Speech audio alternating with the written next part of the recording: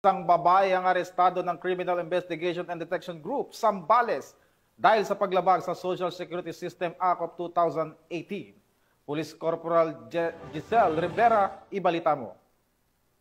Ang isang babae sa probinsya ng Zambales na may kinakaharap na kaso kaugnay ng paglabag sa Social Security System Act of 2018. Kinilala ang suspect na si alias Maria, 31 anyos, residente ng Barangay del Pilar, Iba, Zambales.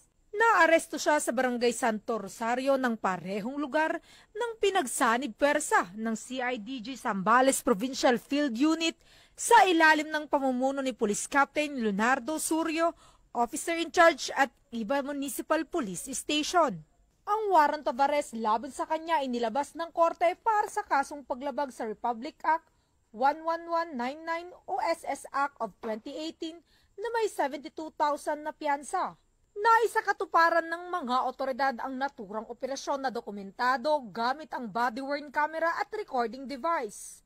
Patapos ang pag-aresto ay dinala ang akusado sa CIDG Zambales Provincial Field Unit para sa booking procedure bago ibalik ang warrant sa korte.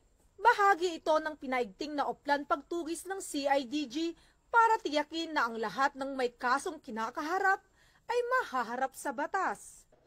Mula dito sa City of San Fernando, Pampanga, ang inyong PNN correspondent, Police Corporal Giselle Rivera, alagad ng batas, tagataguyod ng Balitang Pulis.